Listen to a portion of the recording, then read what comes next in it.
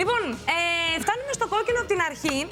Χωρίς βίντεο, δηλαδή τι μας έφτασε στο κόκκινο εμένα και τι τον Νίκο κτλ. Γιατί έτσι κι αλλιώς το επόμενο θα σας φτάσει το κόκκινο. Είναι μια καταπληκτική συνταγή. Από έναν εκπληκτικό σεφ, τον Δημήτρη τον Παπαζημούρη, που βρέθηκε πριν από λίγο καιρό στην πόλη μας και μαγείρεψε αποκλειστικά και μόνο για την εκπομπή μας. Πολύ ωραία. Και μάλιστα η συνταγή του είναι εντελώς το κόκκινο, γιατί ξέρεις τι θα φτιάξει. Και πες. Δεν σου λέω, δες. Για πάμε. Καλό μεσημέρι, εγώ και Νίκο. Είμαι ο Δημήτρης Παπαζημούρης. Έχω το blog Κουτζίνα Καρούσο, το οποίο ασχολείται με την οικιακή μαγειρική, τη μαγειρική που όλοι κάνουμε σπίτι μας. Εγώ την ονομάζω σύγχρονη αστική κουζίνα, με την έννοια ότι είναι μια κουζίνα η οποία έχει επηρεαστεί όχι μόνο από την ελληνική παράδοση, αλλά έχει επηρεαστεί και από τα μέρη που έχουμε ταξιδέψει ως Έλληνες, από την Ιταλία, από τη Γαλλία, από την Ισπανία, από την Αγγλία, και όλα αυτά έχουν έρθει μέσα στην δικιά μας καθημερινότητα. Υπάρχουν πιάτα από όλο τον κόσμο, τα οποία μαγειρεύουμε πολύ συχνά σπίτια μας. Αυτά είναι το θέμα με το οποίο ασχολούμαι κυρίως στο blog. Ένα από τα πράγματα που με ενδιαφέρει και προσωπικά σαν Δημήτρη, αλλά και στο blog ασχολούμαι ιδιαίτερα, είναι του πώς θα φτιάξω τις κλασικές συνταγές που αρέσουν στον κόσμο και θα βρω την καλύτερη δυνατή εκτέλεσή τους. Για να το κάνω αυτό, πολύ συχνά χρησιμοποιώ γνώση από άλλες κουζίνες ή χρησιμοποιώ κάποια υλικά τα οποία είναι διαφορετικά από τον παραδοσιακό ίσως τρόπο με τον οποίο μαγειρεύουμε. Χρησιμοποιώ επίσης τεχνική. Τεχνική η οποία πολύ συχνά έχει επιστημονική γνώση από πίσω της, προσπαθώντας να μάθω το τι και το γιατί συμβαίνει όταν κάνουμε το ένα ή το άλλο πράγμα στη μαγειρική. Αυτό βρίσκω ότι είναι κάτι που η παραδοσιακή οικογενειακή κουζίνα στην Ελλάδα δεν έχει. Και νομίζω ότι οι άνθρωποι οι οποίοι το έχουν χόμπι σαν και εμένα και θέλουν να το ψάξουν μπορούν να προσφέρουν πολλά από πλευράς τεχνικής σε πολλές συνταγές, με αποτέλεσμα να βελτιωθεί η τελική γεύση που έχουμε στο πιάτο μας. Αυτό είναι, αν θέλετε, και το χόμπι μου. Από την άλλη, στο blog μου θα βρείτε συνταγές οι οποίες είναι απλές, με λίγα υλικά. Κάποιες είναι δικές μου, κάποιες τις έχω επηρεαστεί από άλλους και τις έχω μεταφέρει στο blog. Κυρίως όμως είναι δικές μου, όπως θα είναι οι δύο συνταγές που θα φτιάξω για την εκπομπή. Η συνταγή που θα σας φτιάξω είναι εντελώς το κόκκινο. Και είναι ένα σηκώτη. Είναι ένα μοσχαρίσιο σηκώτη, το οποίο υπάρχει πάρα πολλοί κόσμος που δεν του αρέσει καθόλου και πάρα πολλοί κόσμος που τρελαίνεται. Σας υπόσχομαι ότι η συγκεκριμένη συνταγή θα είναι το ωραιότερο μοσχαρίσιο σηκώτη που έχετε δοκιμάσει. Στο να βγει τέλειο το μοσχαρίσιο σηκώτη υπάρχει ένα κεντρικό μυστικό. Και αυτό είναι το μαρινάρισμα σε γάλα. Στην ουσία τι κάνουμε, παίρνουμε τις φέτες του σηκωτιού, τις βάζουμε μέσα στο γάλα, το αφήνουμε περίπου για μισή ώρα τουλάχιστον στο ψυγείο και μετά θα το σκουπίσουμε για να το χρησιμοποιήσουμε κανονικά, να το ψήσουμε. Το γιατί το μαρινάρισμα κάνει πολύ μεγάλη διαφορά μπορώ να σας το εξηγήσω λίγο επιστημονικά. Το γαλακτικό οξύτο που υπάρχει στο γάλα αντιδρά με τις πρωτεΐνες του σηκωτιού, διαστέλει, χαλαρώνει μάλλον τους ιστούς του, με αποτέλεσμα αφενός να φύγει ό,τι υπολείμματα αίματος υπάρχουν μέσα, τα οποία δημιουργούν βαριά μυρωδιά, αλλά κυρίως μέσα από το χαλάρωμα να δημιουργήσει μια υφή στο σηκώτη που θα μαγειρευτεί, η οποία είναι πολύ πιο αφρόδης σε σχέση με την υφή που θα είχε αν δεν το είχαμε μαρινάρει. Έχουμε βάλει το σηκώτη, έχει μαριναριστεί για μισή ώρα στο γάλα και τώρα αυτό το οποίο χρειάζεται να κάνουμε είναι να το πάρουμε, να το σκουπίσουμε πολύ καλά και να το μαγειρέψουμε. Ξεκινάμε λοιπόν τη διαδικασία. Παίρνουμε το σηκώτη, το μαριναρισμένο, το βάζουμε εδώ λοιπόν πάνω σε χαρτοπετσέτα, το σκουπίζουμε πάρα πολύ καλά πριν κάνουμε οτιδήποτε. Τώρα είναι εντελώς στεγνό και πάω στο επόμενο στάδιο. Το επόμενο στάδιο είναι να χρησιμοποιήσω την καπνιστή πάπρικα. Η καπνιστή πάπρικα είναι ένα καταπληκτικό υλικό. Δεν το βρίσκει κανείς πολύ εύκολα, το βρίσκει κυρίως σε ειδικά καταστήματα μπαχαρικών. Βλέπετε έχει ένα απίστευτο κόκκινο χρώμα που ταιριάζει απόλυτα στην εκπομπή. Και έχει πολύ έντονα αρώματα, υπάρχει σε 3 διαβαθμίσεις από γλυκιά, μέτρια και καυτερή. Εδώ θα χρησιμοποιήσουμε γλυκιά. Βάζω λοιπόν την καπνιστή πάπρικα εδώ, την απλώνω. Παίρνω το σηκώτη και το βάζω επάνω. Το σηκώτη μας έγινε εντελώς το κόκκινο και είναι έτοιμο για να το μαγειρέψουμε. Ανάβουμε βέβαια τη φωτιά μας, ακουμπάμε επάνω το τηγάνι μας, αφήνουμε το τηγάνι να ζεσταθεί. Όταν ζεσταθεί θα βάλω λίγο λάδι και μετά θα βάλω το σηκώτη. Πάντα όταν μαγειρεύουμε κρέας, ζεσταίνουμε το τηγάνι μας καλά, να φτάσει περίπου στους 160 βαθμούς, γιατί εκεί συμβαίνουν όλες οι αντιδράσεις, οι χημικές αντιδράσεις στην εξωτερική επιφάνεια του κρέατος, οι οποίες δημιουργούν την νοστιμιά στο κρέας. Αυτό που λέμε ότι το κρέας παίρνει ένα καστανό χρυσοκίτρινο χρώμα, αυτό συμβαίνει γιατί υπάρχουν μια σειρά από αντιδράσεις που ενεργοποιούνται στους 160 βαθμούς. Έχω λοιπόν το τηγάνι μου εδώ, έχει κάψει καλά. Θα βάλω λάδι, λίγο λάδι όπως βλέπετε, εδώ με το βαποριζατέρ του λαδιού. Δεν χρειάζομαι ιδιαίτερα. Θα περιμένω να αχνίσει. Όταν το ελαιόλαδο αχνίζει, σημαίνει ότι φτάσαμε τους 160 βαθμούς τους οποίους θέλουμε. Ήρθε η στιγμή να βάλουμε το σηκώτη μας μέσα.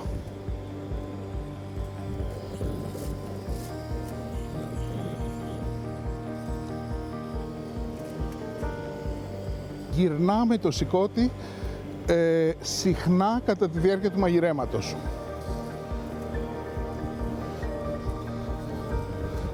Αυτό γίνεται κυρίως γιατί η επιφάνεια η οποία έχει ήδη ζεσταθεί εδώ από την κάτω πλευρά που είχαμε πριν, τώρα μεταδίδει θερμότητα προς το κέντρο.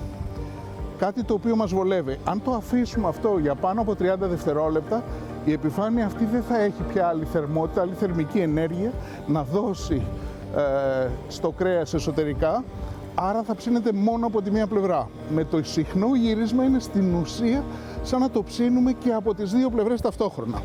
Βλέπετε ότι καθώς ανεβαίνει η θερμοκρασία, αυτό συρρικνούται. Τώρα το βλέπετε να έχει μαυρίσει, μη σας ανησυχεί ιδιαίτερα αυτό. Για να βγει σωστά αυτό το σηκώτη θα πρέπει να μην παραψηθεί. Η μαγεία στο σηκώτη και στο κρέας γενικά είναι να έχει χυμούς μέσα, να είναι ζωντανό, να το νιώθεις στη γεύση σου και στην υφή.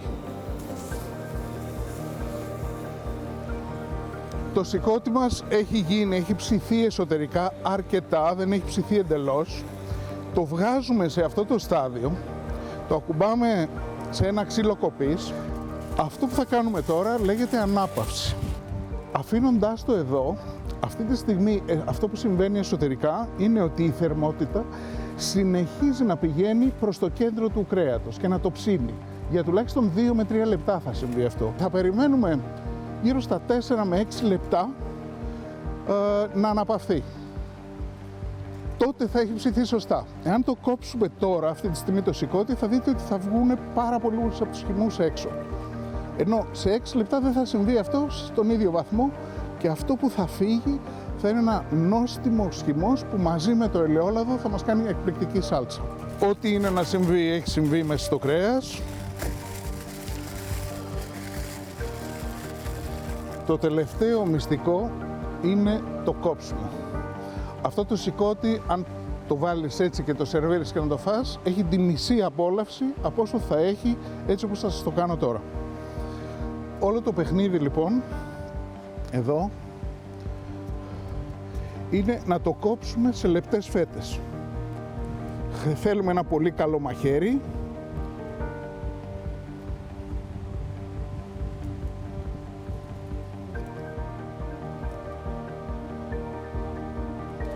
Το κόβουμε σε λεπτές φέτες. Εδώ το συγκεκριμένο, βλέπετε, ήταν πολύ χοντρό το κομμάτι και έχει ακόμη κάποιους χυμούς μέσα. Με ένα πιο κανονικό κομμάτι σηκωτιού, ίσως θα έβγαινε λίγο πιο ψημένο εσωτερικά. Ένα άλλο πράγμα που είδατε ότι δεν έκανα είναι να το αλατίσω. Θα το αλατίσω τώρα, στο τέλος. Αφού το κόψω,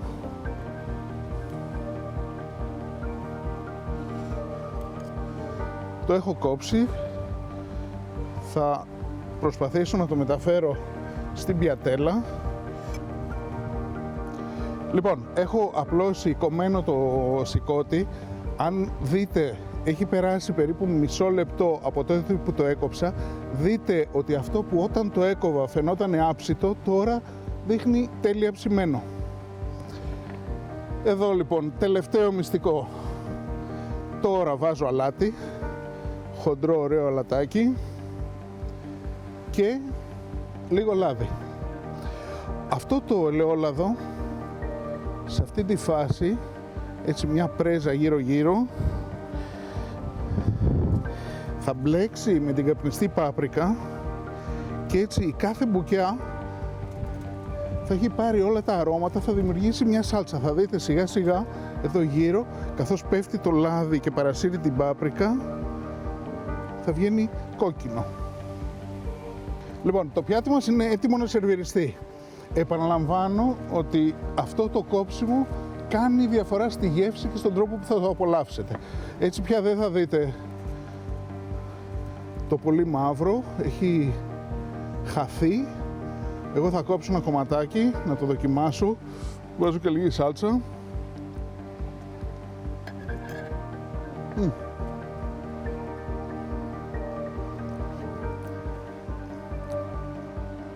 Είναι όλα τα αρώματα της πάπρικας μαζί με το ελαιόλαδο, με ένα σηκώτη το οποίο είναι αφρός στην πραγματικότητα μέσα. Όλα αυτά τα νιώθει στον ουρανίσκο. Είναι το ωραιότερο σηκώτη που θα έχετε δοκιμάσει. Και θυμηθείτε ότι αυτή η συνταγή έγινε σε ένα από τα πιο ωραία ξενοδοχεία, στο Avra Imperial, στο Κολυμπάρι, που είναι πραγματικά εμπνευστικό για να ζήσεις τη μεγάλη ζωή. Τώρα εγώ με το συνεργείο εδώ θα σας αποχαιρετήσουμε, γιατί έχουμε μια μικρή δουλειά εδώ να κάνουμε, να τελειώσουμε μερικά πράγματα, καταλαβαίνετε τώρα. Έτσι είμαστε και εμείς στο κόκκινο, όπως έχετε καταλάβει.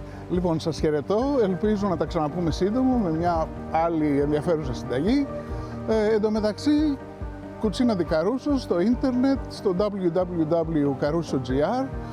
Μπείτε εκεί, ψάξτε συνταγές, οι οποίες είναι σπιτικές συνταγές, με μικρά τεχνικά μυστικά, για να μπορείτε να τις πετύχετε τέλειες στο σπίτι, να χαρείτε γεύση. Σας χαιρετώ και στο επανειδήν. Γεια σας. Το επανειδήν είναι τώρα, βέβαια. Τώρα, δηλαδή μην νομίζω ότι χαιρετάς εσύ και μας γλιτώνεις, Δημήτρη Παπαζημούρη. Καλώς όρισες στην παρέα μας, έστω και μέσω Skype. Δεν ξέρω αν μας ακούει και αν μας... Στο επανειδήν τώρα, ναι. Καλώς τον. Εντάξει, σε ακούμε καλά και μας έφτασε στο κόκκινο με αυτό το εξαιρετικό σηκώτη. Τι να πω. Εντάξει, νομίζω ότι και η έκφρασή σου στο τέλος που το δοκίμαζες και τα είπε όλα. Ήσουν περιγραφικότατος. Ναι, βγήκε πολύ καλό για άλλη μια φορά. Τι κάνεις, Δημήτρη? Καλά είμαι. Τι θα μας πεις καταρχάς, τι έγινε το καλοκαίρι στο Avra? Δεν άκουσα.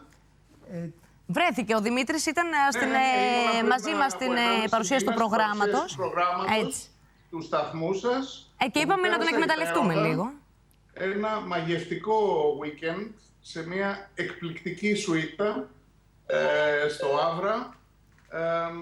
Και τι να πω, μας έφτιαξε τον Οκτώβριο όλο αυτό, έτσι έχουμε... Κατεβαίνεις στην Κρήτη γενικότερα, έχεις επαφές?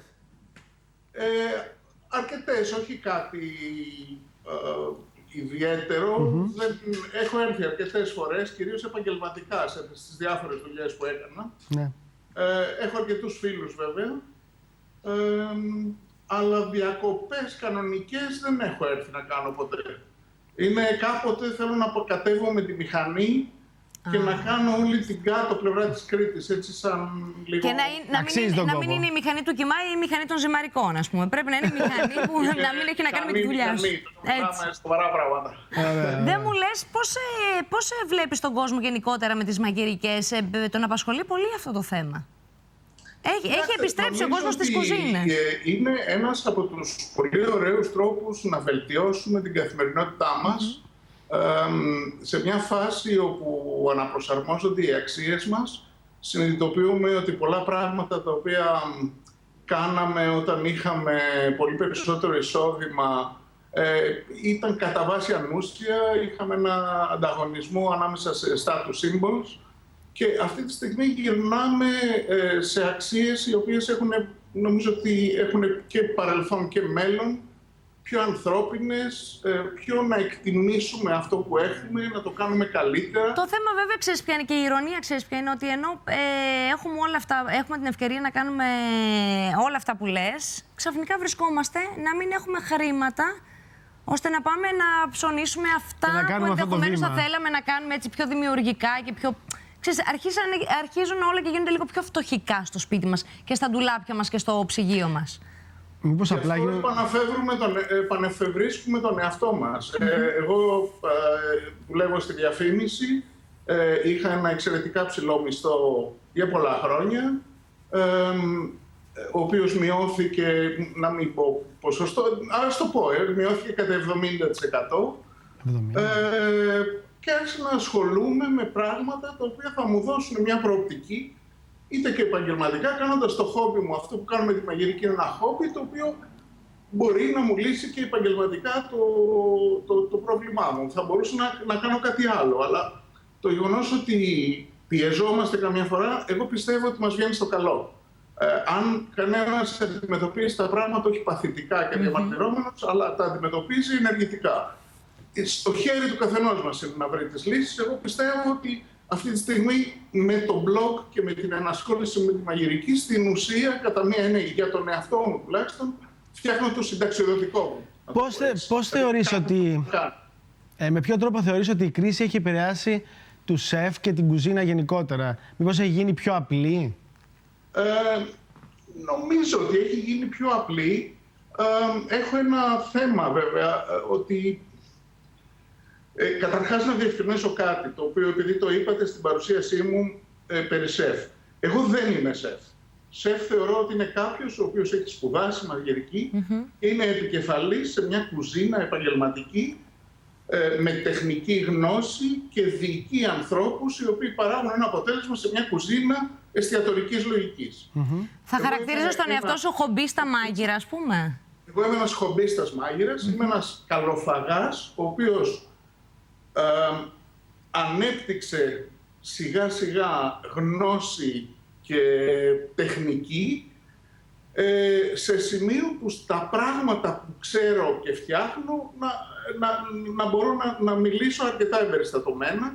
Πολλές φορές λέω πράγματα τα οποία οι ίδιοι οι σεφ δεν τα λένε και ίσως και αυτό και με ξεχωρίζει, έχει δημιουργήσει τέλος πάντων την επιτυχία στο καρούσο που φτιάχνω, που κάνω ως blog.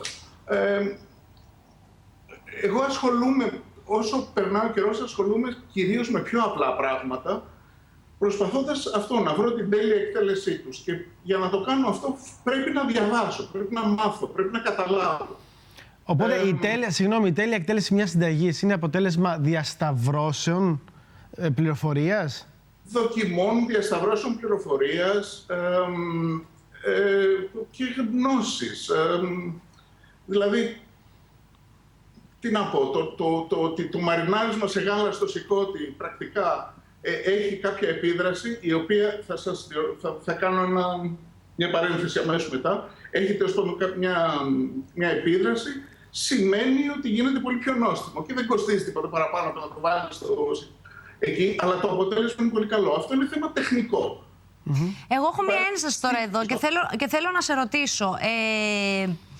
Πώς γίνεται, είτε είναι κάποιος σεφ, είτε είναι χομπίστας μάγειρας, είτε είναι ερασιτέχνης μάγειρας ή όπως θέλει χαρακτηρίζει ο καθένας τον εαυτό του, είτε βγαίνει τηλεοπτικά είτε βγαίνει ιντερνετικά και δίνει συνταγές και κάνει μαγειρικές και δίνει συμβουλές. Πώς γίνεται όλα αυτά τα πιάτα να είναι νόστιμα, να είναι, ξέρεις, να χρησιμοποιούν τεχνικές του στυλ μαρινάρο, κάνω, ράνο κτλ. Αλλά να μην ξεπερνούν σε γεύση τις κλασικές τις συνταγές της γιαγιάς μας, που ούτε μαρινάρι ήξεραν, ούτε τεχνικές ήξεραν, έβαζαν ένα ταψί φαγητό στο φούρνο και πραγματικά δεν μπορεί να το αμφισβητήσει κανείς. Χωρίς να έχουν τη γνώση, χωρίς να το έχουν ψάξει, χωρίς να έχουν διασταυρώσει πληροφορίες. Καταρχάς, δεν είναι απαραίτητα έτσι. Και θα το εξηγήσω γιατί. Επειδή στη δουλειά μου ασχολούμαι πάρα πολύ με την ψυχολογία των ανθρώπων, η μνήμη της γεύσης είναι τόσο καταλυτική στο μυαλό μας. Η ιδέα ότι αυτό το πιάτο το έφτιαξε η μανούλα μας με αγάπη και λατρεία, το οποίο μας πηγαίνει πίσω στην κουζίνα που ήμασταν παιδάκια και μας δημιουργεί όλη αυτή την τρυφερή σχέση, είναι τόσο δυνατό συναίσθημα που το κριτήριο, το αντικειμενικό στη γεύση δεν χάνεται.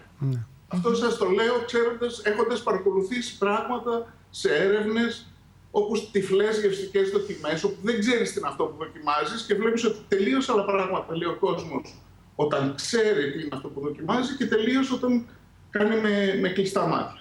Τώρα, υπάρχουν όντως συνταγές που έρχονται από τις γιαγιάδες μας, από τις μανάδες μας, οι οποίες είναι εκπληκτικές.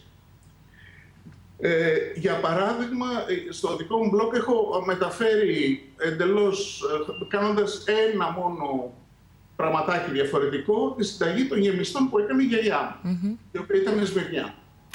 Πολύ ωραία. Υπάρχουν άλλες όμως, οι οποίες θεωρώ ότι έχουν μεγάλα περιθώρια βελτίωσης. Και θα πω πάλι ένα συγκεκριμένο παράδειγμα από το blog, το μπριάμ που έχω φτιάξει.